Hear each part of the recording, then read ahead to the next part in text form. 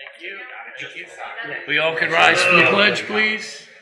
Lisa, could you lead us in the pledge? Of course, I pledge allegiance to the flag of the United States of America and to the republic for which it stands, one nation, under God, indivisible, with liberty and justice for all.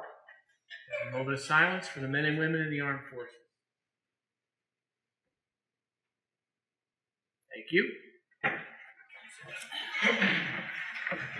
Next is public comment. Lisa. I'm happy to do it. Okay. John Sikowitz. Did I say that close? Awesome. First? Fine. Good evening. For the record, for those of you who don't know me, my name is Jeff Sienkiewicz. I'm a local attorney. And I'm here on behalf of Candlewood Solar, LLC. Tonight, the next three people on that list, I'm not sure they'll speak or not, but they are also in one way or another involved. Rob Jackson is the Director of Operations of Candlewood Solar. Daniela Hearn is one of the engineers involved with the Candlewood Solar. And Peter DiDadio is basically the property owner, or was the property owner. In 2017, the town negotiated with Candlewood Solar and with New Milford Clean Energy, LLC, what's sometimes called a pilot agreement. It's a payment in lieu of taxes agreement. I have copies of it for those of you who've never seen it. Basically, the pilot agreement was negotiated before Candlewood Solar went to any state agency for any of its approvals. And the pilot agreement contemplated that Candlewood Solar would meet certain requirements that are set forth on what I'll refer to as Schedule B of the pilot agreement. I was hired to facilitate or to assist Candlewood Solar in meeting the requirements of Schedule B. The big issue, one big issue in the pilot agreement is that the Candlewood Solar, for its proposed solar generating facility, if it's built, proposed to pay the town $2,747,979 over 20 years in lieu of taxes. And I wasn't involved in those negotiations, but I believe that the town had consultants that advised it on that issue and concluded that that was a fair and just payment of taxes for this type of facility. One of the other big issues, I think, from the town's point of view, is the property is zoned for high-density development. I think it's called a master plan development zone, and that the prior proposal was, I think, 502 residential units just before the recession that had some wetlands issues and was never approved.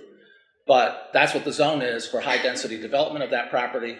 And in the agreement, the town negotiated, said, okay, well, you will agree to return it to R80 zone. So when the project is decommissioned 20 years or so from now, the property is not going back to high-density residential development. It's going to be R80. The other item in the agreement on the Schedule B is that there's going to be bonds posted, $125,000 for any damage caused to the town's roads. I believe $100,000 for landscaping, if there's any adverse landscaping issues. I believe another $100,000 for, or maybe it's $125,000 for erosion, sedimentation and erosion control, if there's some issues in that regard. I had submitted about a month and a half ago, maybe a month ago, proposed bonds and haven't had any response to that. In December of 2017, the Connecticut Siting Council approved the project, and an appeal was taken by Carl Dunham and a group called Rescue Candlewood Mountain. That is presently pending.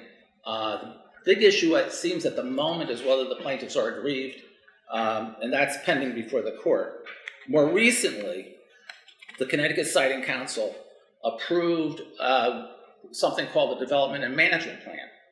And the town, through its consultant, Malone and McBroom, had a lot of objections to the stormwater management component of that plan. And one of the first things I had suggested that the Jeffrey, 1 consultants minute, sorry to interrupt. that the consultants do was to contact Malone McBroom and try to resolve those problems. They weren't resolved. There's been no discussion. They've responded to Malone's comments through written responses. And at the moment, however, the project is about to be resubmitted, and I'm here to basically offer again to the town that Candlewood Solar is willing and wants to have its consultants speak to Malone and McBroom, try to address their concerns if they still have any. There's been a lot of field work done since this was written, and try to resolve the technical issues in advance rather than after the fact. Candlewood Solar wants to be well, they don't want to cost the town a lot of money if they can resolve problems right up front. And I think they can. It's quite often done Jeffrey, in a land use time. setting. I apologize, it's time. Thank you. Thank you. Rob Jackson? Never sum up.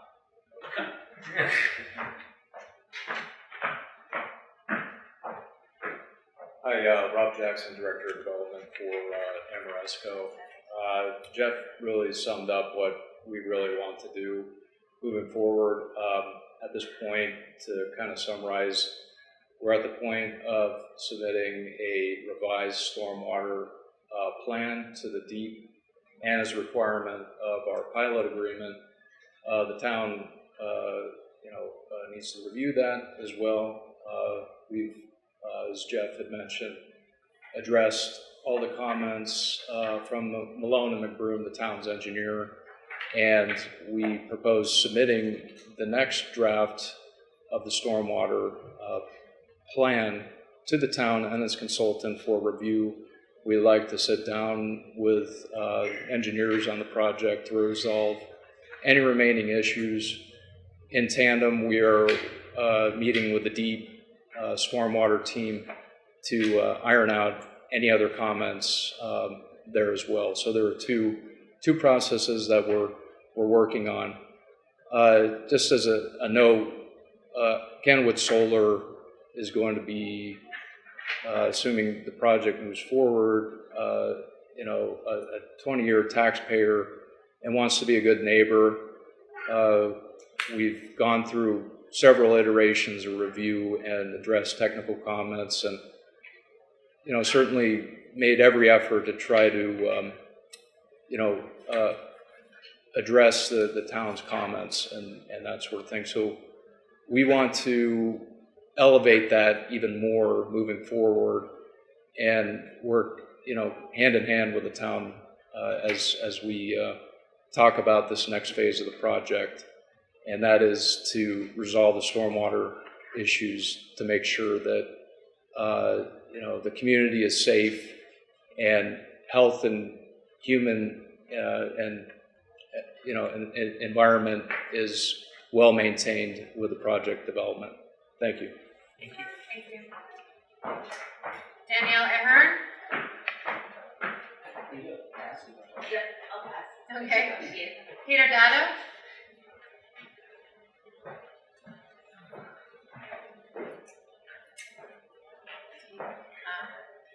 Hello, Mayor Bass and Town Council. I appreciate us coming out this morning, taking a few minutes of your time. State your name. Oh, Peter Diadio. I'm in 156 New Britain Avenue, Rocky Hill. I'm a landowner. And we've been a landowner in Milford for 20 years, a taxpayer for a long time. 5 years ago, 2015, we came to this council. Looked a little different. A lot of the members were still here. And introduced the idea of clean power up on Kenwood Mountain. After a lot of work, the pilot agreement came, and now this great tenant has moved a long way, getting approval from the Siting Council in 2017. It's about to finish their DEP, Stormwater Management Plan. And we believe that there are a lot of information that's trickling down. It might not be accurate. We want to be here to provide that information, spend the time to work with the town to be sure that we can review these things that are concerning to the town, to make sure our plan is what the town appreciates and what the town would accept from their comments. So if it's it's okay. That's why we're here, and we appreciate the 5 minutes and are open for answering questions and open for communication between your consultants and ours, because we just can't seem to get that. If we get that, it could be a lot smoother so that we could do the kind of things that the town may request, if we know what they are. Thank you. Thank you. Thank you. Eric Zanetta?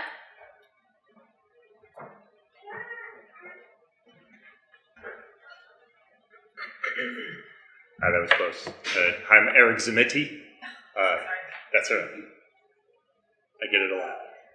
I've been a resident of New Milford for 20 years, and I'm just speaking on behalf of the proposition for food trucks in New Milford. I understand, if it's possible, I understand there's probably a 45-day waiting period after this public hearing that I unfortunately missed prior to this meeting. And I would just urge you, if that could be waived, to do so. I'm a small business owner, or part of small business ownership in Ridgefield, and I know that any kind of delay in things that can help your business can cause problems and be unfortunate. I know Dave and Diane now through school and at the brewery, and enjoy hanging out with them in their establishment. I think the community should engage and jump on ideas that allow for people to come into the community and spend their money with us. Thank you. Thank you. Mr. Mayor, that's the end of the public speaking. Thank you. Next, we're going to move on to Mayor's remarks. I'd like to make a motion to add a couple of items. I'd like to move to add item 5C under appointments, to move in some other appointments. Do I have a second? Second. Any discussion? All those in favor? Aye. Opposed? Thank you. And also, I'd like to make a motion to move item 7 on the agenda, the Riverfront Committee, up to the 6th place, and move item number 6, the executive session, down 1. Second. Any discussion? All those in favor? Aye. Opposed? Thank you. Okay. Next, Mayor's comments. First of all, I'd like to thank our mayoral helpers, or our interns, so to speak, who's here tonight. We have Isabella and Dylan. They're both here, kind of trying to get an understanding of how municipal government works. I'd like to thank them for being interns in the office and for all their hard work helping us here in town. So thank you. I'm glad you guys are here for your first council meeting. Next, I'd like to thank the Connecticut Department of Tourism for naming New Milford on the Classic Towns Green list to visit on their Greens tour of Western Connecticut.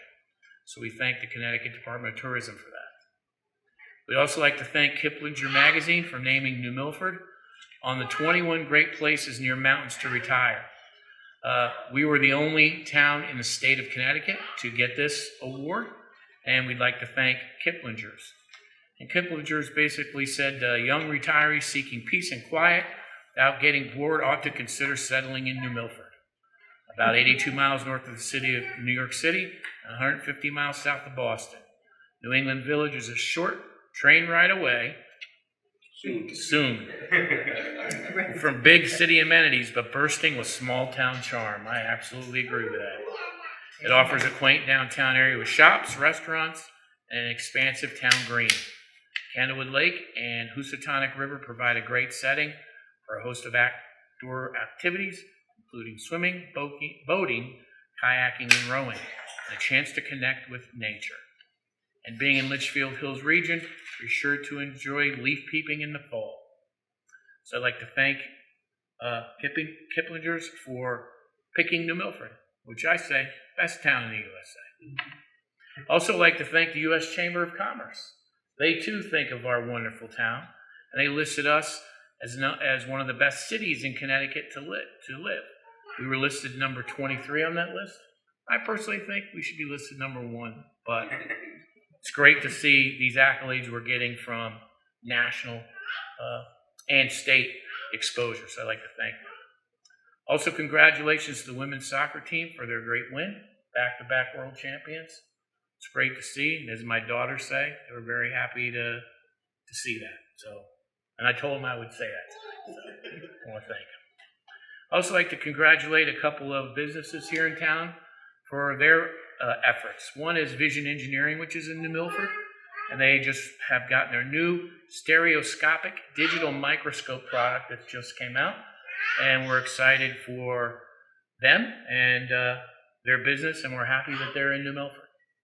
Also, we'd like to congratulate Medistill on their FDA approval for their sterile liquid technology. It's actually putting liquids into a container sterile-free, which is a game changer for the medical industry. So we'll be hearing more about that. Also, speaking with Medistill, I'd like to say thank you to them, our Northwest Regional Workforce Investment Board, Naugatuck Valley Community College, and New Milford High School, as we're exploring an Advanced Manufacturing and Bioscience Institute of Excellence. So we'll be talking more about that and the opportunity for our young people in this town and area to learn advanced manufacturing, which gives an opportunity for this town and this region and New Milford to be on the cutting edge of that. So we're working on that. Also, we've been honoring our town employees, and I would be remiss, as I have a couple months, to not announce some of our employees of the month. So in April is Mr. Rosa, who works at DPW in the engineering department. Joey Bain in May, he's in our facilities. And in June, Diane Cunningham from our human resources department. So I'd like to thank them for all their hard efforts.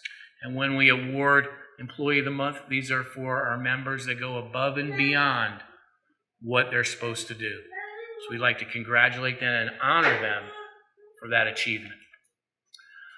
This month, we're also accepting non-perishable food items in the mayor's office for the New Milford Food Bank.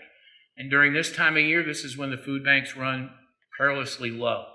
A lot of people are busy and doing different things.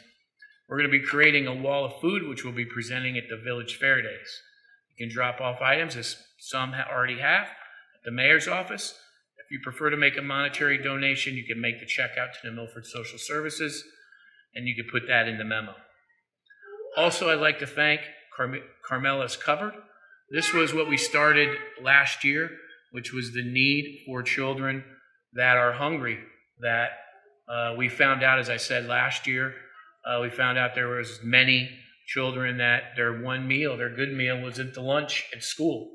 So Angie Chastain is, again, running this, and they've already served 1,000 meals already. So if you'd like to give to them, you can go to www.carmelascupboard.com. Carmela. No R. Thank you. Carmelas, thank you. Cupboard.com, and you can donate there. We hope if you have that opportunity to do so for children in need, that would be great. Also, some brief things. We're continuing on our roads program. Roads have been awarded. So you're going to start seeing some shovels in the ground in the next few weeks. 9 major roads. We're then doing an additional 5.5 miles of chip seal and continuation with crack seal as well, all in the efforts of bringing our road system up to where it should be. Continuing on our roofs, Sarah Noble Roof is in work right now. We're working to go out to bid on the high school roof, and on Town Hall, we're just waiting for the Connecticut Historic Preservation Trust. The woman that was running that program had left, so we're waiting for the new person to come on, and then we're going to be working on getting this roof here at Town Hall done as well. As far as the oil tanks, as we know, are in East Street. They're in here at Town Hall. They're working on at the police station, and soon enough, we're going to be doing it at Sarah Noble. Our municipal building company committee will be helping with that particular endeavor at Sarah Noble School. We're also continuing our beautification of the New Milford downtown, as you can see. So I'd like to thank the Garden Club, our volunteers, Riverfront Committee, downtown businesses, Rotary, the Youth Agency, Park and Rec, Faith Church, numerous people, businesses, all doing their fair share in helping this town be as beautiful as it can be, and even more. As you can see from the Rotary down across from Veterans Bridge to downtown, to the Rotary Park here, it's just wonderful to see everybody pitching in and doing that. So I'd like to thank everybody. If I didn't mention you, I apologize. I'd like to thank everyone for their efforts. The town sure does look pretty. Next, we've got some grant funding that was done for community. The first one is our community policing grant that we received. And you'll be able to see this Thursday, Friday, and Saturday. We have a police officer that is downtown on foot patrol. They're just making an extra conscientious effort to engage with the community, as Chief Cerruto had said when he took office. So the idea is the more that we can interact with one another, the better it is. Also, we did receive a grant award from the State Connecticut Highway of Transportation. It's a $9,000 grant for comprehensive DUI enforcement. So we're going to be working on that, especially this summer.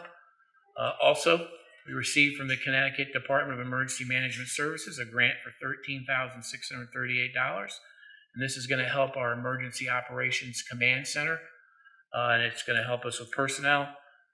Another one we got was a grant, again, from First Light. I'd like to thank them for a drone for the New Milford Police Department. So this is going to help us with safety. It's going to help us with, it can fly over Dykes Point, where we had an unfortunate incident there. It can help during fires when people are lost. So it's a great benefit, and we're excited about getting that opportunity. We also got a grant award from the Northwest Investment Workforce for low and moderate teens to work here in New Milford. This is a fully paid grant. New Milford doesn't have any matching grant, so we're able to hire 12 low-income to moderate-income young teens to work. They're doing everything from clearing fields to weed whacking to helping with the latchkey program. So we're excited to hear that, and hopefully we'll be able to hire even more teens next year. So we'd like to thank the Investment Workforce Board for partnering with us. Also planning, we have a lot of planning going on in town. Talking about how we're going to go and build this town for the next quarter century and beyond. On Wednesday, which is 7/17, Riverfront Revitalization from 7 to 9 p.m. They're going to be hosting the Community Open Forum with consultant Camion 310. And they will be providing findings so far and the great efforts they've been doing on housing, retail, commercial, and industrial. So we invite you all to come and learn what they've learned so far. How this is going to impact our town in the future. Also on July 18th, next day, the Milford 2020 POCD Update Committee will be hosting a meeting concerning emerging themes and strategies. And that's at 7 p.m. at the E. Paul Martin Room. And they're also going to be discussing housing for the next decade. So I invite you to go there. We also have Parry's, which was our consultant, and they're continuing their work on East Street School and potential uses for that. So as you can see, we're all hard at work, not only doing what we're doing for today, but looking to do what we're going to do for tomorrow for the town that we all love. So I'd like to thank all the volunteers that have gone on these committees and are working hard to really direct how we as our citizenry can look at the future of the town. So I thank them for that. Next, for Gilmore Girls fans, on 9/28, we were able to be a part of the Gilmore Girls Fan Fest, and that will be in the part of the downtown. We partnered with Kent and Washington to bring this event to the area, and I'd asked Meredith Cleary from Bank Street Investments if she could kind of take the lead on that, and she graciously did, so we'd like to thank them. I think that'll be a wonderful day for Gilmore Girls fans, 9/28. Yep. Also, the ladder truck was last seen yesterday in Pennsylvania, so it's making its way up here. And I'd like to thank, obviously, the grant that we received for it, and you, the public, that allowed us to take funds to actually continue to pay for this piece of equipment. So the equipment isn't bonded like some towns are. It's not leased out. This is bought. Town owns it. So it's a great piece of investment, and I'd like to thank everyone that was involved in that. A couple of things for some updates. Park and Rec, our July 4th weekend, I was able to tour all of our parks. Chief Cerruto did the same. I'm happy to report that we had no real incidents there. The security measures at Len Deming worked very, very well. Lots of residents were very excited that they were allowed to enjoy the park that we spent over $1 million in, and they were very happy. Went to Addis Park, talked to some residents there. They were also ecstatic. Went to Carlson's Grove. I just think with the weather, it was a great time to be out in the outdoors, enjoying yourself, having a barbecue or swimming, and that's what makes this town, part of this town, so great. Also with Park and Rec, their summer camp is underway, and they have them at Pettibone, Scotticoke, and Northville. Also, speaking of Lendem, I'd like to thank the lifeguards for what they did last year and what they're doing this year. Sometimes it's a thankless job, but we like to thank those young men and women for representing the town as they always have, with dignity in class and life-saving skills. So we'd like to thank them. Senior Center, our municipal agents and elder advisors provided 46 individuals with food insecurity, medical, financial, and choice services this past week. Other programs, they did 327 participants in various programs. As of July 1, the town and culinary school extended our memorandum of understanding to provide lunches until September 30th, 2019. And I can tell you the seniors love the meals that they're getting from the culinary school. I can tell you, first-class meals, absolutely. Also, they did 89 lunches. They did 115 rides to 38 clients. And they had 61 volunteer hours. Also with social services this past week, they were helping local residents with housing issues, medical issues. A big one is electricity and car issues. They did have some people come in because of illness or loss of job, tight budget, and the social services team is working as hard as they can to help them with that. They're actually finalizing their back-to-school program with the United Way, and they're continuing to take renter rebate applications. Also for those throughout the United Way program, through our social services, is the Healthy Savings Registration. And for those, that's the way to teach people how to save. If you fill out the program, I'm going to again post it on our website. You put $20 in a month for the first 3 months, and United Way will graciously match you those funds. So you get $60. And they have actual financial people that can help you learn how to save. So with that being said, we have a lot going on in town. I cannot thank our volunteers enough for what they do to make this town so special. Best town in the USA, I say. Thank you.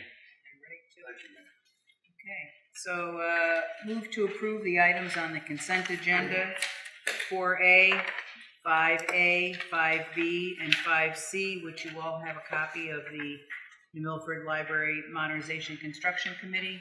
They're also being reappointed. Second. Any discussion? All those in favor? Aye. Opposed? Thank you. We move item 7 up, so that would be the Riverfront Committee. Our youngest committee member. You gotta start young to volunteer for the town. I know. Don't yell at me. Thank you for moving me up. I appreciate it. For the record, my name is Leba Furman. I am chairperson of the now expired Riverfront Committee, but currently the Bar Grant Steering Committee. This is my granddaughter, JoJo Furman, and we do it for her. For 18 months, the Riverfront Committee has been hard at work, working on revitalizing downtown. We were here before the town council several months ago with a report, and one of the requests that we gave at that time was to consider making the Riverfront Committee a permanent committee. Tonight you have before you an ordinance, a proposed ordinance, that will make this a reality as a permanent committee. Why a permanent committee, you might ask?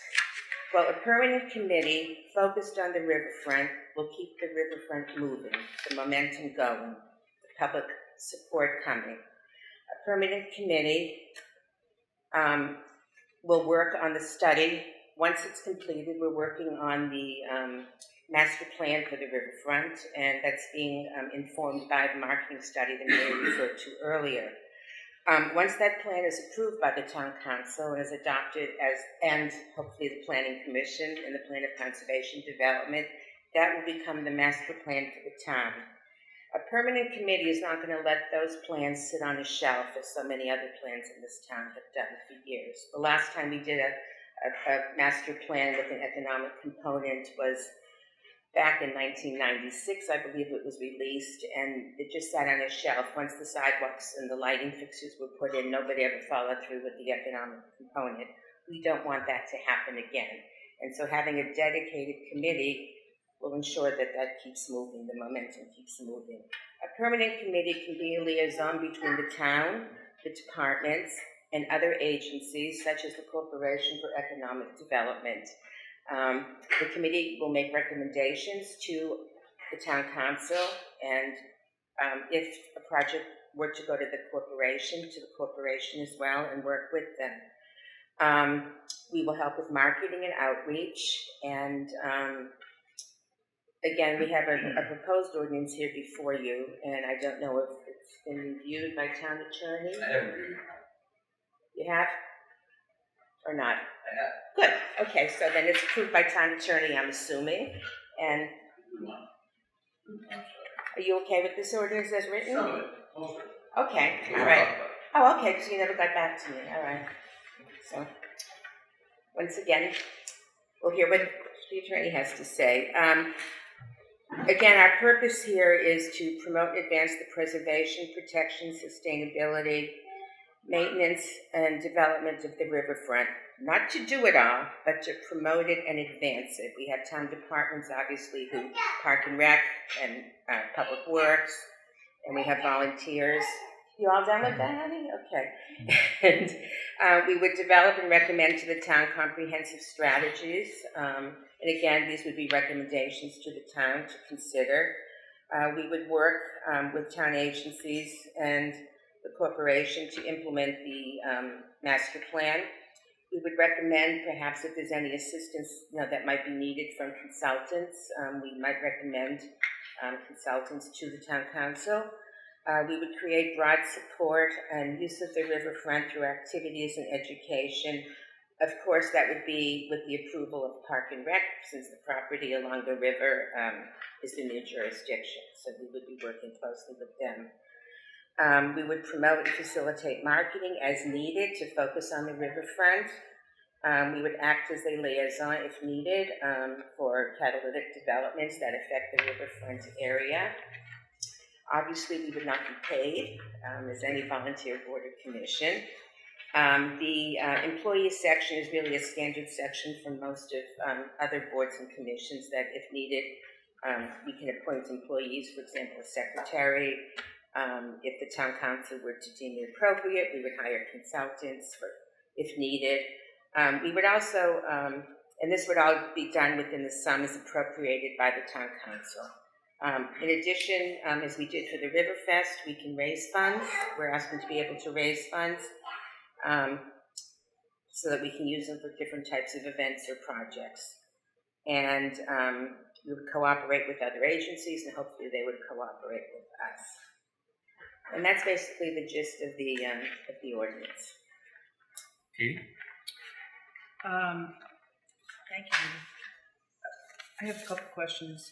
I'll just start at the beginning. Mm-hmm. Your committee would be 7 regular members and 3 alternate members moving forward after the initial time. Do you envision staggering those terms? Right. So you're not changing the whole committee? Correct. It says Okay. 4 of the terms will serve for the initial members for 4 years and 3 for 2 years. So then every So you're 2 right. years we'll have new members coming on. All right, great. I guess the biggest question I have is about the employees, consultants, supplies. In that paragraph, the annual budget shall be appropriated by the town. Your annual budget could be 0. I mean, that doesn't have to be a dollar figure. No, I know it That's- doesn't have yeah. to be. I'm I just mean, curious. What if the town didn't want to put it in the budget? I mean, I'm going to just bring up some things that were discussed when this all started quite some time ago, that it would be no burden on the town. What would be no burden on the town? The whole riverfront committee change, that people would be going out and finding grants and raising funds, and I think it's wonderful I to don't keep recall it that I going. ever said no burden on the town. Oh, I don't know you Yeah, I personally. don't We know had who a lot said of that, people yeah. talking, but I only bring this up because, as you know, as a resident and involved citizen, that we don't have a lot of money for the things that need to be done in our town, infrastructure-wise. And I believe in wants versus needs. I think it's wonderful to do it. I think it's lovely to live on the river and to use it to the best way we can, and to bring people in and help with economic development of our town, bring people in to want to live here, pay taxes, and make life better all the way around for everybody. But when I see, and having other agencies work along with you, you would have the cooperation of other agencies. That means perhaps taking someone away from what they're being paid to do. I guess my whole thing, I could go through a lot of it, but I want to take the time. I think it needs to be tightened up quite a bit. Okay, most of this language is from existing ordinances for existing committees. We don't have this as an ordinance, Lee, but we just have this to consider as I understand. I'm just formation. letting you know where the language comes from. Okay, well, that may be. That may be. It models And quite existing frankly, language. that's fine. But I'm telling you, my personal opinion is I think it needs to be tightened up, because the way it's written right here, I can find a lot of things that I think would could be seen two ways, and I don't want to have the Riverfront Committee or the Town Council at any stage, whether I'm part of it or you're part of that, have to go through a consistent rehashing of everything to try to obtain help, money. It all boils down to funds. So I'm trying to look at it from the idea that let's make it as painless as possible going forward. That's all. I think the work's wonderful. It's just a matter of, if we had a lot of money, I would be saying go for it, but we don't right now. Maybe someday we will. But once again, if we were to request money, it would go through the budgetary process. The town council's the final arbiter. And that puts us all in the same kind of mix we have with every other budget line. So I guess that's my only comment, is I'd like to see it tightened up. I reserve where I think the tightening might be if someone asks me, and that's it. It's my comment. Let me just give a little bit of background on something that taxes are really good. For the record, Julie Bailey, co-vice chairman of the, Julie Bailey. Organization. You recall that in the first 7 years of farmland preservation, we had a budget between $6,500 and $7,000, which may seem like a lot of money, but that money allowed the committee to bring in, for every dollar that the town put in purchasing farmland, on the 3 farms we were able to save, we were able to bring in another $2 for each one that we did. And when that budget was cut last year, that stopped. And very little is being done. And the farmland preservation was mentioned throughout Connecticut as an extraordinary gold standard for what town farmland preservation should be. I would say in the last 18 months, between the members of the committee, we've probably put into that close to $8,000 of our own money to support this. And what it suggests to me is that if this town has faith in this committee at doing what it's been doing so far, if we submit a specific itemized budget to you, my expectation would be that if the town truly wants to do that, it will make a budget of a minor amount available for us to be able to do the kind of things we've been doing, because, quite frankly, I don't think we can continue to keep investing as private citizens to subsidize a program that should be very exciting for this town. I think it is very exciting, Julie, and no, I would never, I certainly don't mean that you all should be funding it yourselves. My point being, Well, we are. well, that's Yeah. your prerogative, Eva. Exactly, it is. Okay, It but is. my comment was, I'd like to see some of this tightened up. That's all. That's my Katie, comment. and I respect that. I think there's some vagueness. We can't just have back and forth with me. We have some other people here that have comments. Mike? I have to, I'm not saying I 100% agree with Katie, but I follow along the same lines. Is I don't want to create something that puts more burden on taxpayers, because I love what you guys are doing, but if we're going to put a committee in here that's going to be another item that's on the yearly budget, it's just one more thing, and that's where I think Katie's trying to get at. Is our goal is to try and lower the budgets, or at least keep them flat, and not do things that might add to it. So we don't want to. I mean, we have a committee program for nonprofits to come and ask for funds, and by you guys creating it this way, it's almost like it's going to go around that process, and that's something that I'm a little bit weary of, because as I said, our goal, I mean, what you guys want to do as a non-government agency is great in that we do like to have things No, done. we want to be a government agency. This would be to be a government agency. Well, that's my Like fear. most other towns that have riverfront revitalization committees do. And I'm saying project. that is my fear is that we're adding another item to the budget, and that's something that makes me a little nervous. And you know, I as I said, I'm one opinion, Katie's another, but that's just my fear. If it's something that would fall underneath another town agency, let's say the Economic Development Corporation, then instead of 2 line items going to the budget, it's still just one, and then that agency can decide how they want to do it. But in my mind, to add another one, it becomes a little bit scary to me. Lisa? Does this help? So, Leva, you mentioned that this emulates language that... Yep, so you mentioned that this emulates language in other ordinances for other committees. I did a quick scan of E360, but I couldn't find any with the specific language around the concerns under employees, consultants, and supplies. Can you tell me which committees have this? I don't know it by heart. I mean, I can go through and look. But Okay. I know it's, I mean, I wouldn't have made it up that way. No, I understand that, but I just thought it would be easier Yeah, for the discussion sure. if I could point them to Right. the ones you're speaking of specifically. Okay, thank you. So Randy, in the ordinance for the council and the public, the ordinance, for it to become an ordinance, what are the steps in so doing? You have to go to public hearing, and then you have a public hearing, just like you did before. Yep. And then there would be a vote. Mayor Furman and I can work on one to make it more palatable. The ordinance technically is a legal document. It's pretty good. I mean, it shows the purpose of the committee, I should say, and it shows how they're going to try to get this done. There's some standards that we need to talk about, because some of it cites that any private entity can be part and parcel of a system, should they decide that. Well, any private entity could mean a lot. That's a very broad word. But we can work on it. We can get that. We can leave it. I mean, Mayor Furman and I can work that out with the language. And I understand what Councilwoman Francis is saying about the employee consultant. That is a variation of some of the language that is in some of the ordinances. But the problem with that is they become town employees under this. And there's ways we can do this by ameliorating the language a little bit. I think that's what Councilman Francis meant by tightening it up. This is a good framework.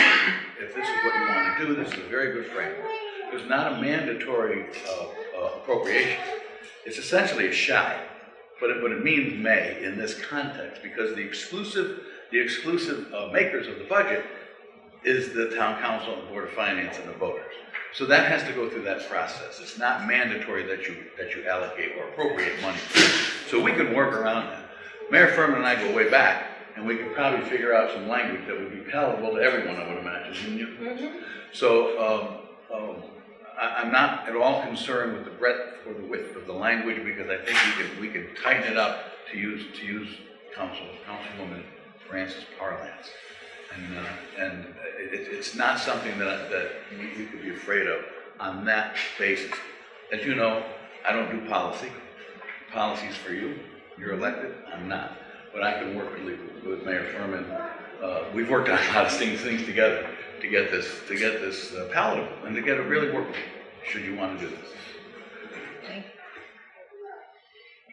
So in terms of process before a public hearing, would the revised ordinance come back before us on another agenda? Yes, it would. It goes to public hearing? Okay. And then it would have to be lodged in the town clerk's office 7 days. Then it gets just like we'll do for the.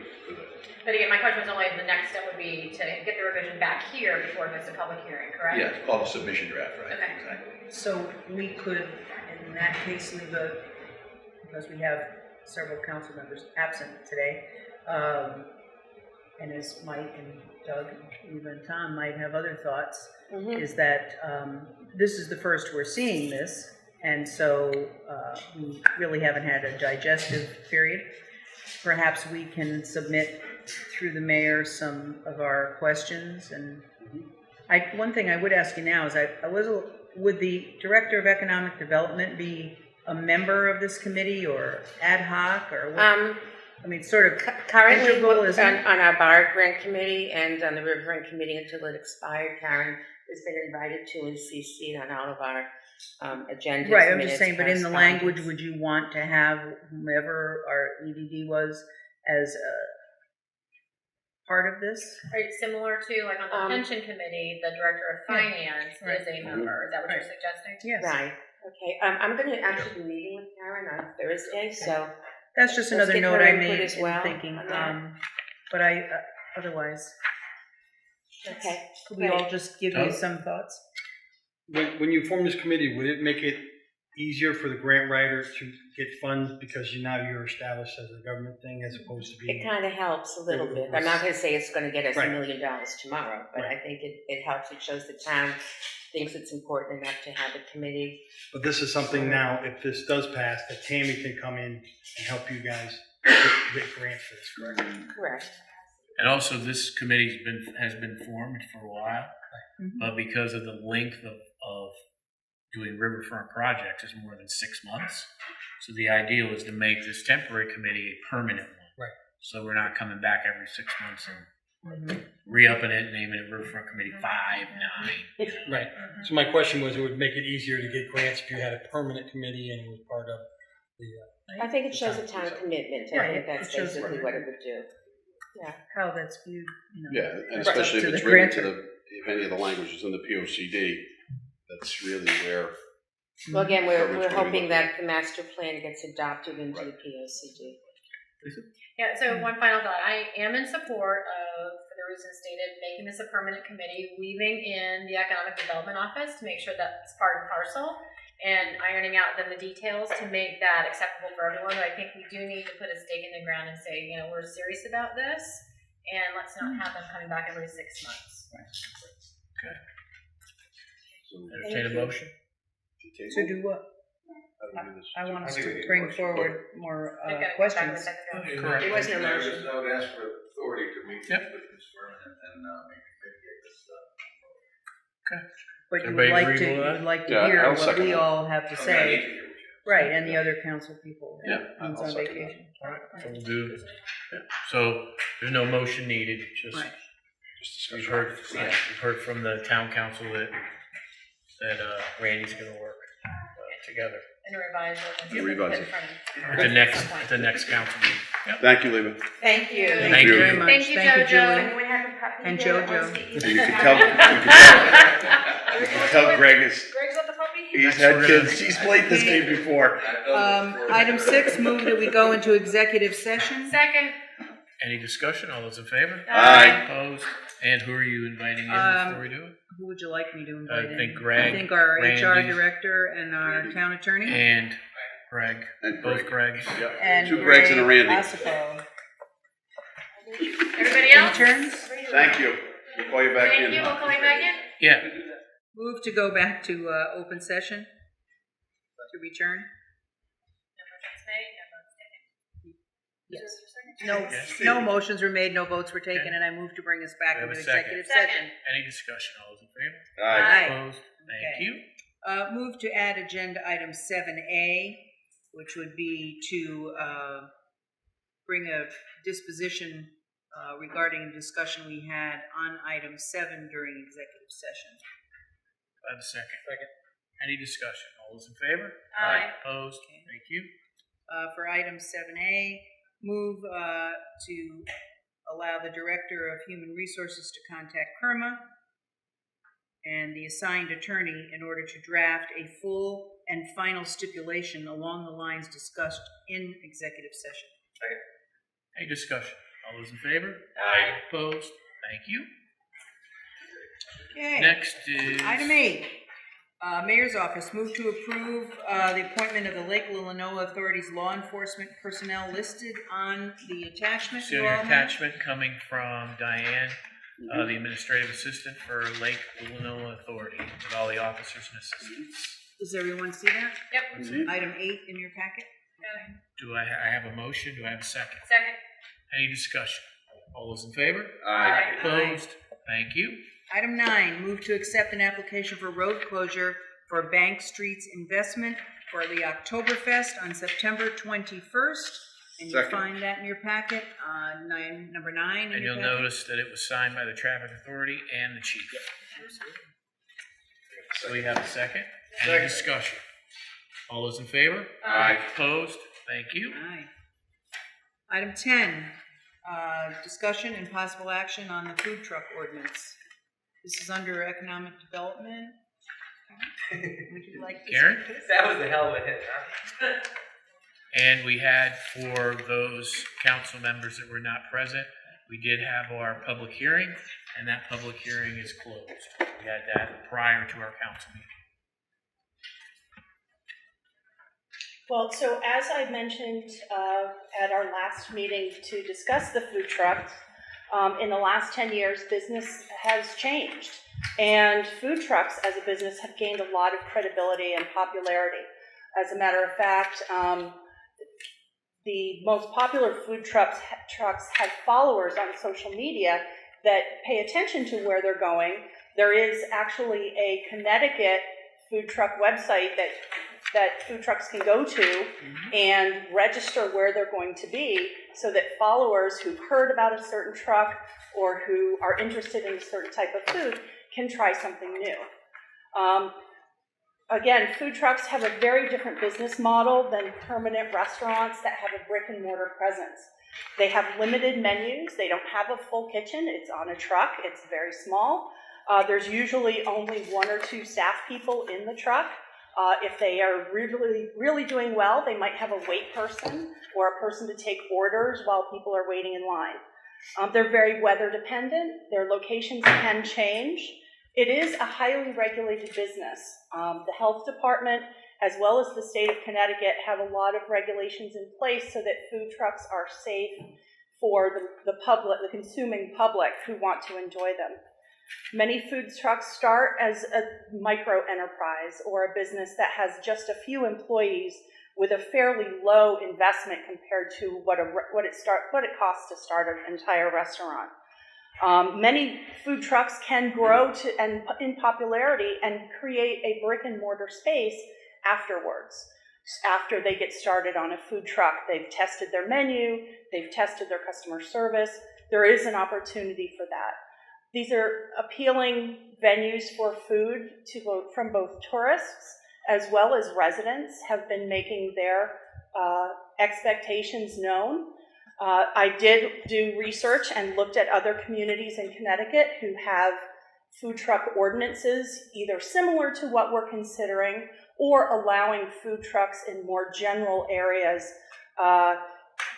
Certainly Ridgefield was one of the ones we looked at. Their ordinance has been in place for about a year. They have shown no negative impact on their restaurant businesses that are in the community. They currently only have 1 permanently placed food truck. So it hasn't opened the door to a negative atmosphere related to different food trucks. Where is the Ridgefield truck located at? It's at a brewery. Well, in talking to our own brewery owners, they have seen a lot of tourism related to the beer trail.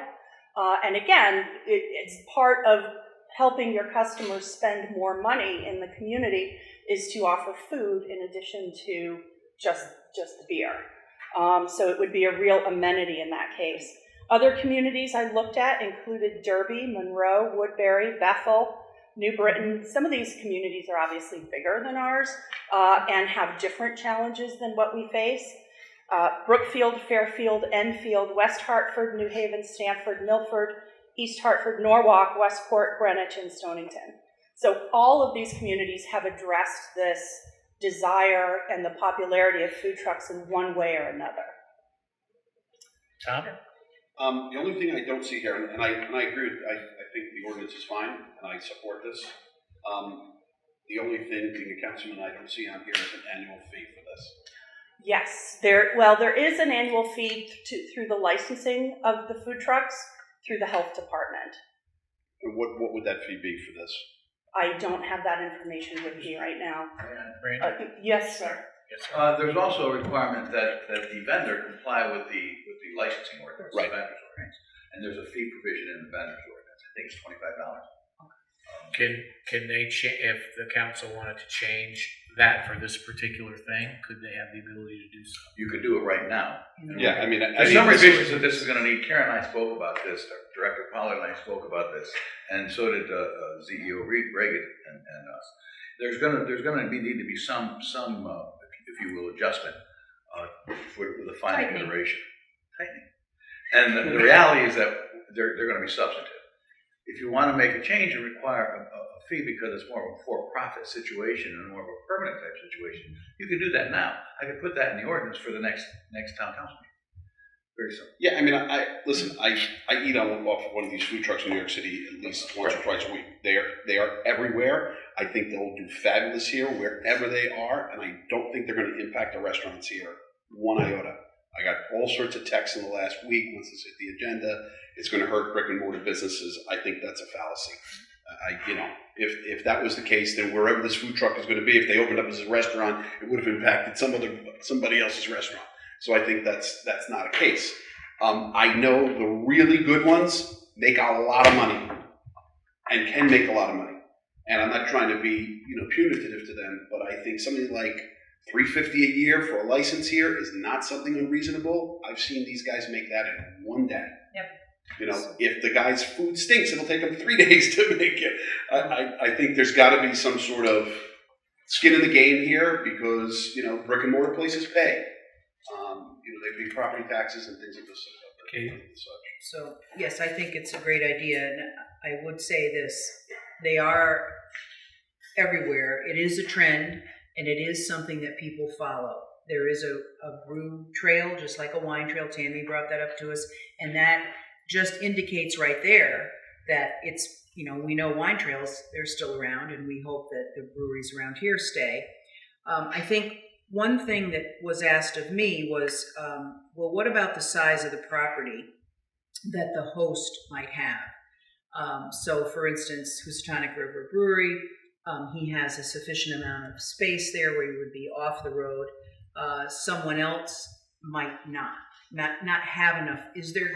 Could there be in here something that defines a minimum amount of space? And another thing, when people think of the popularity, as Tom said, in the city, there is a maximum number of people that can be at a brewery at one time. I mean, just by virtue of the size of it. We have 2 in town, and they're quite different in what they size. So I think when people get worried about it, you have to step back and say, well, if there's 40 people at one time in one place, maybe not all of them are hungry, that's certainly not a stampede of people. And as I said, I'm for this. And the other thing I have been asked by a lot of people, I do work in downtown, is how this, that the people who have the brick and mortar restaurants, they have gone through a lot, they pay taxes, they're tied to our community. I think there is something to be said for that.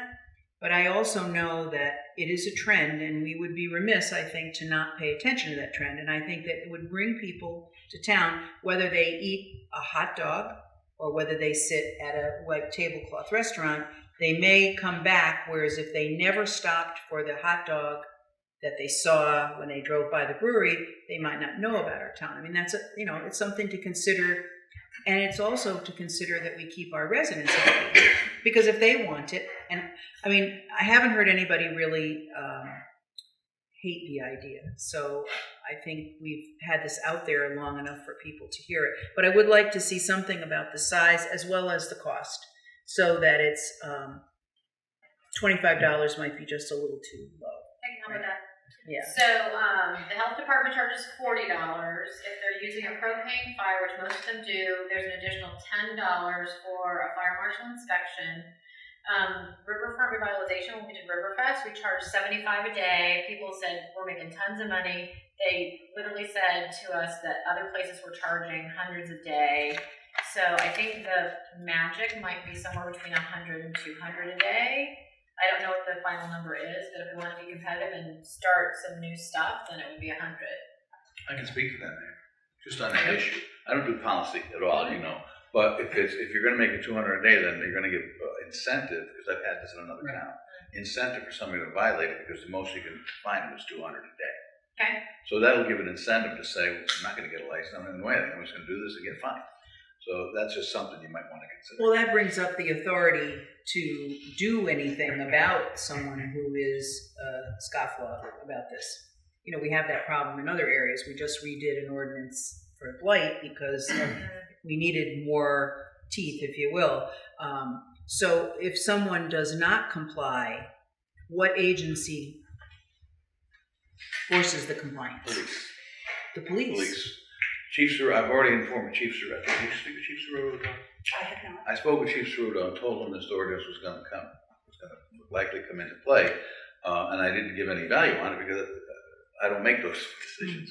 But I said that I would be looking to issue an ordinance summons. He didn't respond because it wasn't ready for him to review anyway. But I would ask him to enforce it by way of a summons. So you know, when we created the ordinance to allow drinking on town property with the okay of, you fill out a form, right, permit, and you get the mayor and the chief of police have to both sign off on it. Mm-hmm. So an application of this type, could that require those same two people to give the okay? I don't know that there's a rational basis for having a. Well, I don't know, if the chief of police had to sign off on my permit and I knew that he was the guy that was gonna enforce it. I don't know the answer to that. Well, I don't, yeah, and I'm not asking you to, I mean, Well, maybe there it's a isn't good an point. answer. It's a I good just point. wondered if, to be consistent in what we do with our ordinances, might not, We could certainly put that in. I mean, what's the downside of having those two There is people? no downside. Listen, to have beer and wine at a 16-year-old's birthday party at the max, I had to have 4 signatures from all over town. I don't think it's unreasonable. And for a guy the fact is, vending. if somebody contests it, we'll defend it. Right. And don't forget, when you do an ordinance, a good ordinance, the ordinance is presumed valid. Yes, There's a presumption. that's right. And as long as we can state, I can state language. If I were a food truck person, I think I would like that, because then I would know that my friend who has a pizza restaurant standing, I could say, look, this isn't fly by night. I got all my I's dotted and my T's crossed. And Karen, it's just something to think It about. adds more legitimacy to No, it. it's a very good suggestion. Where I just came from, they had a similar process where there had to be a sign off of actually 3 staff members. Included, and one was the mayor, one was the chief of police, and we I have our believe it health was also department. the fire department. Well, we have our health department. Fire department, health We've got department, the L5. chief, Fire. and the chief of police. So, And the mayor. so they'll be And the overrun. mayor. They'll be doing their first business with the people from And town. what I'd like to do too is look at what other communities are charging for this license. It varies greatly, whether it's a 1-day permit or whether it's more of a broad permit. Right. I'm glad you brought that up Danvers because I weekly. spoke with the mayor earlier. We talked about they had a daily, a weekly, a Right. monthly, say a quarterly. Seasonally. Right, seasonally, And- whatever, annually. so Yeah, break it down Danbury, so they have a temporary food license fee. From 1 to 14 days, it's $80, and then 15 to 28 days is $160. There we go. That's not unreasonable. And do they also charge a separate health department licensing fee or not? They just note that the health department is closed on Fridays, and you do have to, you have to put an application in with them, and it's $50 if you're late. Their own fee. Listen, Right. Yeah. Let's, if, as you said, tighten this up, but let's do this I quickly was just so gonna that we say, can what can we do capture to- as much of the summer for these Right, what vendors can as we possible. can we get this ready for our next council meeting? Oh, my God. Yeah, it doesn't matter until it's, And then, you can't do anything because until next council. you have to. Well, no, hold on. 2 weeks. So, do we want to, we have not, as an entity, ever called a special meeting. Do we want to call a special I meeting? think that we should. We used to do that all the Let's, time. let's get things rolling. We've debated it. There's been a public hearing. Do you know what that is? Let's get on it and get it done. If I may comment on that, don't forget we have a mandatory time frame. You have 7 days in the town clerk's office. Right. Prior to publication, and then 7 days prior to the. So public hearing. we're at our So next meeting. We're at the next meeting anyway. I calculated it today, on the way down here. I tried so hard. So after let's assume we pass it at the next meeting, then there's another waiting period, or is that? Okay, then we're No, done. so that's right off. It technically takes effect the 21st day following approval, but at that point, you have essentially, it's like a president-elect. You have an ordinance-elect, that you can start operating with. It's valid. Good. Yeah. So 2 weeks from tomorrow, a food truck can come in, assuming we get the building. Assuming everybody signs off on it.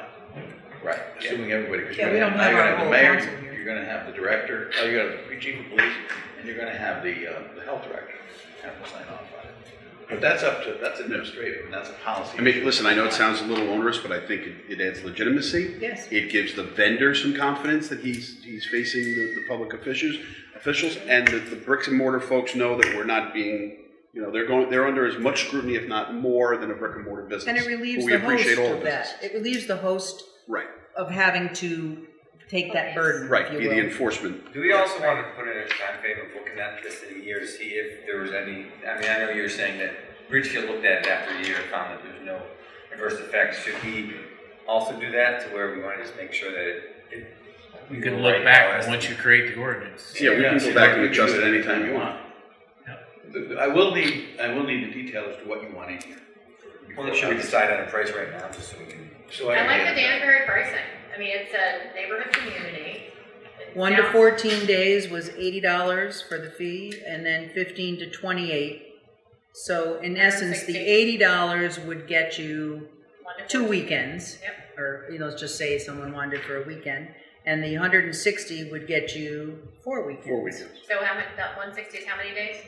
15 to 28. So is it 240 for a month? You add those two together? No. If you add them together, yes, if you'd have to take out 2 permits to have a complete. Oh. So See, it's 240. So I would say 1 to 1480. I would say a monthly Yeah, would be monthly. 160. And now pick a number for the season.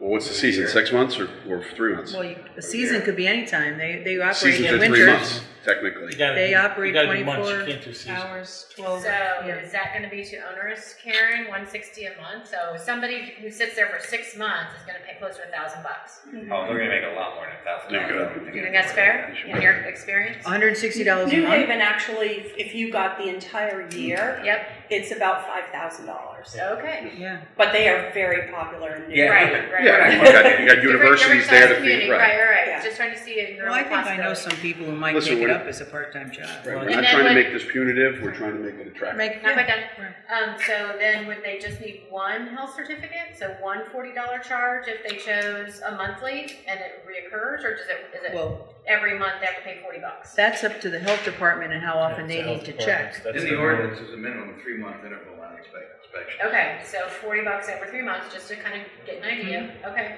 And then 160 a month, doesn't matter how many months they take. No, I Right. think it should be 160 a month. Well, just Per keep calendar. it simple. Yeah, Does that sound? keep it simple. All right. What else do you need, Randy, to finish up? Just whether or not you have any comments concerning things such as the separating distance of 250 feet, not from the building, Right. but from the From the premises. edge of the I'm so property. glad you asked. So the woman who spoke earlier, Sue, she talked about being a neighbor. Yes, And I her apologize. restaurant is right next door to the. So does that violate the 250 feet I limit? don't think That's, so. that, No. that's, I didn't do that's way It far was away. measured by Okay. someone I That's not know. even close to 250. Okay. Are you talking about Right. from the food truck or from the property? It's the end of the property. From the other property. That would be tough. The way I drafted this, and it's up to you, the way I drafted it is 250 feet from the establishment. Oh, Right, from the front door. There. Yeah, Gotcha. here's why. Because let's say you have a food truck in the parking lot of TJ Maxx, or TJ Maxx, and it's on the same property as Panera Bread, right, or other restaurants. yes. But if it's within 250 feet of the premises, Right. that's a lot different than being on Exactly. the So let's use Right. that as an example. Bad Dream Brewing, how far away is the diner? Oh, And how far Oh, away it's more than is 250 is- it's gotta be about how far away is Wendy's? 600 feet, 700 feet. Wendy's? Oh, Wendy's, I forgot about it. Wendy's could be tough. We gotta make sure that we are That- writing this so it works. That's what you're here for, to make that. But if you make it, you mean from the host establishment's front door? Well, Is that what you're thinking? I'm talking about not from the host establishment. The I'm talking food about truck. the food truck itself. Okay, so the food To truck, another establishment that serves food. could go, Fixed establishment. to your point, could go into the middle of that parking lot to get rid of the distance to That would be witness? up to that would be up to the owner of the property. That's why the landlord has to give consent. Oh, yeah, Right, there. Right, The landlord would say, I'm nope. just saying, but do it's we- do we- 250 from the door. Do we pick a number that's not gonna work for the 2 brewers we have in town? Are we absolutely sure? Because I don't now know, it's time to I change. was One given that doesn't- number. Well, it's gotta be good, it I should be, didn't it's gotta be good for everybody, it's not, it's, you know what I Right. mean, this is not just for two can't particular individualize. businesses. This is not favoritism, this is And the about, downtown is excluded, and I think Private tightening up, okay, just. Private property. Yeah, right, okay, just want to make sure that was in it. So that also needs to be double checked to make sure that we're not doing something that doesn't apply to them. I need that, I need to know what that distance is. yeah, I would go 250 from the front door of this, of the. Karen, what have you found in your research? There's Anything? usually some kind of distance requirement that's framed in the exact way that the attorney stated, where it's from the corner of the establishment, not the property lines. So sometimes it's less. I have seen ones that were 200 feet. The most I saw was 500 feet. North Canaan has 50 feet. I just wrote that. North Canaan has 50 feet.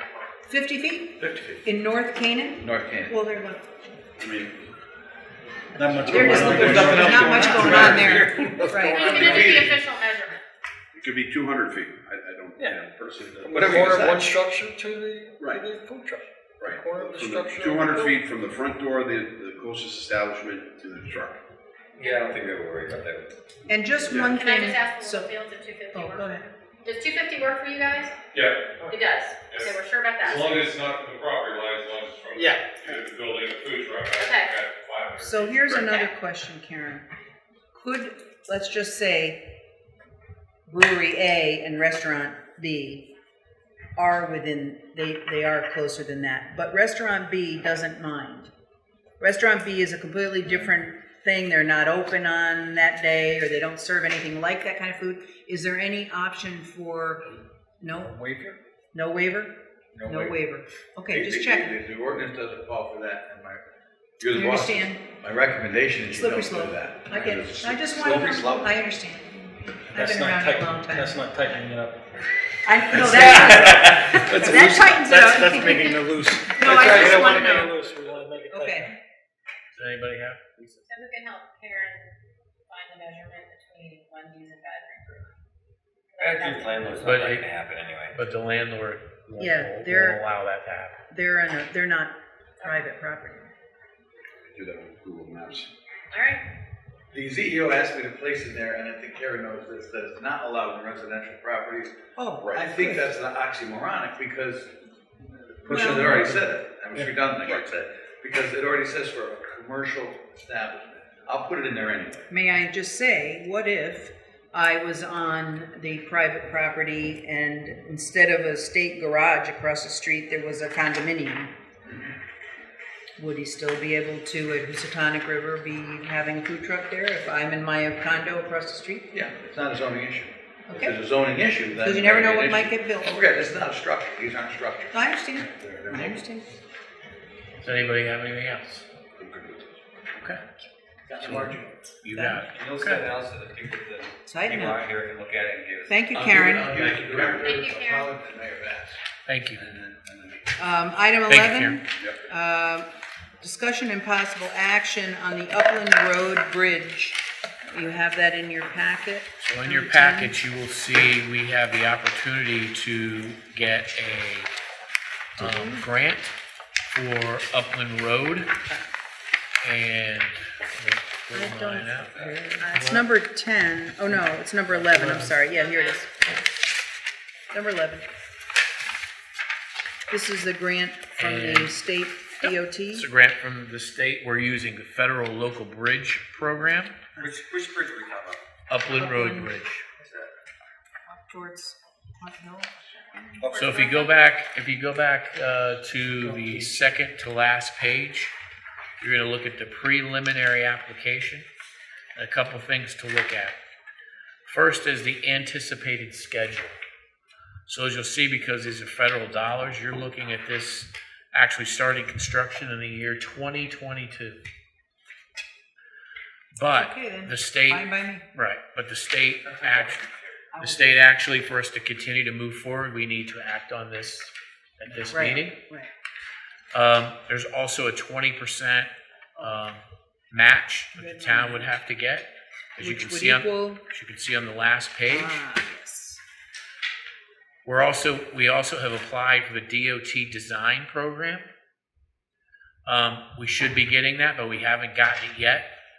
But as you can see, with the 20% town match, and then the cost of the DOT getting the grant program for the design program, a projected $3,325,000 bridge would end up costing the town $665,000.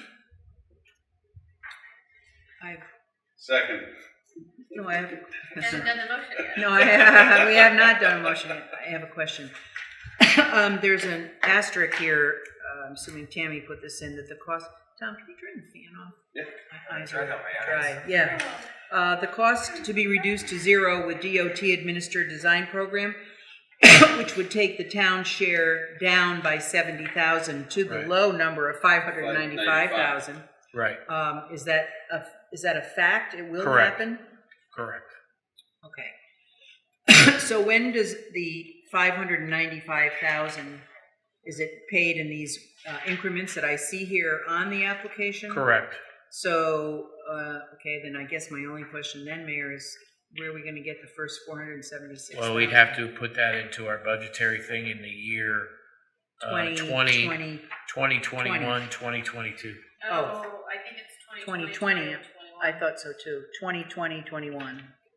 20. The first 476,000. Because it's a preliminary design and engineering, it's gonna be at the forefront. So the preliminary design engineering, the $70,000. They want design completion October 2021. Correct. So the prelim is gonna be done before that. Of course, would be in our 2021, right? Right. So, Go next year's budget. Correct. yeah, Stuff costs. so that I think is something for us to consider. And the bridge is, at what state of disrepair, crumbling? We don't have Mr. Zarba here. Do you know? It needs to be done. Was it on the list? Yes. So I think so. we were gonna be budgeting for this anyway, we're bonding for this. And this is not the case as in Mariel, where the design was so out of spec No. that we could do it ourselves cheaper. No. No. All right? I don't think we could do this bridge for $600,000. Okay. And That- one that other answers the question, question. Mayor? I'm sorry to Yes. ask you this, but we don't have someone here. These figures which were presented by the state, I guess, I don't know who put these numbers in. The preliminary engineering fees, the Correct. breakdown, who did that? Our guys or the Yep. state? Okay. The ATANE engineers, they're the ones that did it. Oh, Okay, right there. oh, Attain. Yep. Okay. So Attain on Wall Street in New York did these numbers. And is it possible they can be, can they go, no, we're wrong, yes. But in other words, once we do this, if we do this, these can't go up? Never. That can't be true. Well, like anything else, until you actually have a design in hand. Yeah. And you actually have the contract in hand. Exactly. Do we have to commit to this tonight? Or we Yes, you just- do. Yes. So in essence, we're getting a $3 million bridge, 3.3 3.3. for approximately $595,000. 1 to 5 the dollar. Exactly. And as we know, if Second. we don't do it now, every dollar will cost us $5 Right. Correct. as we go forward. So you're making the motion, Katie, or I? Yes, I guess so. I move that we allow the mayor to take action on the application to on the Upland Road Bridge per the state of Connecticut Federal, local. transportation, federal and local grant. Second. Any discussion on the motion? All those in favor? Aye. Opposed? Thank you. I do need to. I just realized there's something that I'm supposed to read here. Yep. Yep, there is. And be it resolved that Pete Bass, mayor of the town of New Milford, is authorized to accept and execute the commitment to fund letter for federal local bridge program fiscal year 2019 Upland Road over East Aspetuck River, bridge number 05115. That's part of my motion. Do we already second? Do we? Okay. Motion to adjourn. Dang it, I would do that one. Second. Any discussion? All those in favor? Aye. Thank you. Thank you, everyone. Thank you.